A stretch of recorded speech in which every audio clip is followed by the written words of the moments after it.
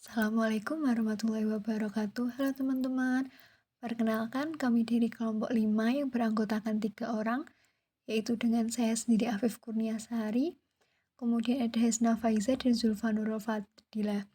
Di sini kami dari kelompok 5 akan membahas mengenai bauran pemasaran dalam lintas budaya. Yang pertama itu adalah apa sih sebenarnya bauran pemasaran dalam lintas budaya itu?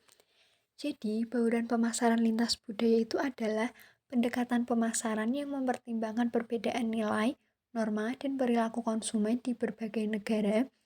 Dalam lingkungan global, perbedaan budaya itu dapat mempengaruhi persepsi konsumen terhadap produk, promosi, harga, dan distribusi.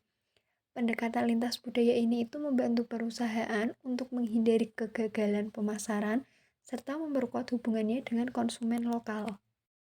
Selanjutnya yaitu organisasi perusahaan dalam lintas budaya. Jadi, perusahaan multinasional itu harus mengembangkan struktur organisasi yang fleksibel untuk dapat beroperasi secara efektif di berbagai negara.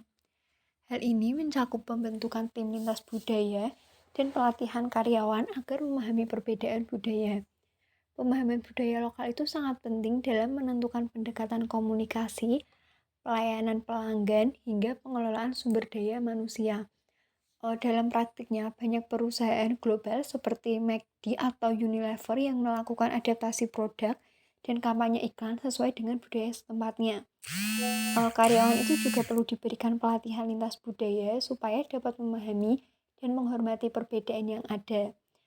Peran strategis perusahaan dalam manajemen lintas budaya ini itu bertujuan untuk menciptakan relevansi pasar dan meningkatkan daya saing secara global.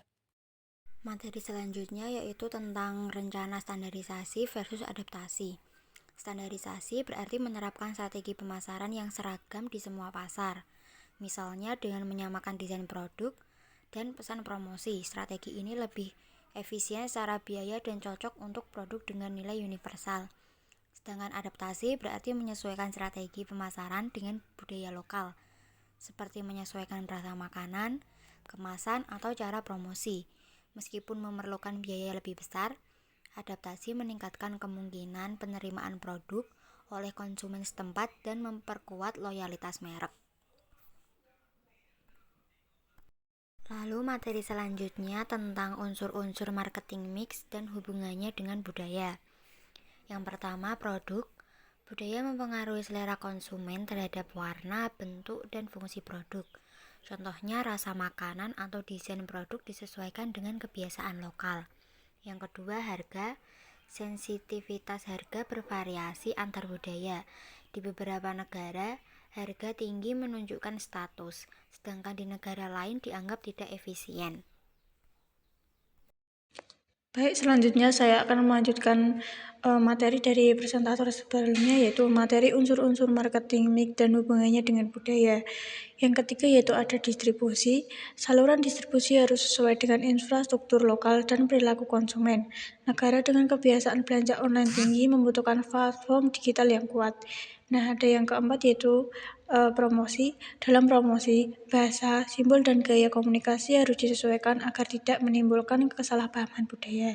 Misalnya, humor dalam iklan bisa diterima di satu budaya tetapi dianggap tidak sopan di budaya lain. Selanjutnya yaitu ada produk Unilever, yaitu produk skincare Fair and Lovely atau Glow and Lovely.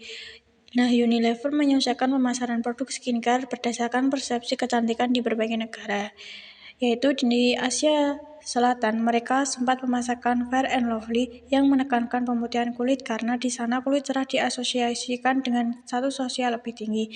Namun, pendekatan ini kemudian dikritik secara global karena dinilai tidak sensitif terhadap isu rasial. Nah, mengakibatkan Unilever mengubah nama dan strategi pemasaran menjadi lebih inklusif dengan nama baru, yaitu Glow and Lovely, dan pesan promosi yang menekankan kesehatan kulit, bukan warna kulit. Hal ini menunjukkan bagaimana budaya dan nilai sosial mempengaruhi pendekatan pemasaran dan pentingnya adaptasi terhadap perubahan norma budaya. Sekian, terima kasih. Saya kembalikan ke moderator. Dari kelompok kami, bila ada kesalahan kata, mohon maaf sebesar-besarnya. Wassalamualaikum warahmatullahi wabarakatuh.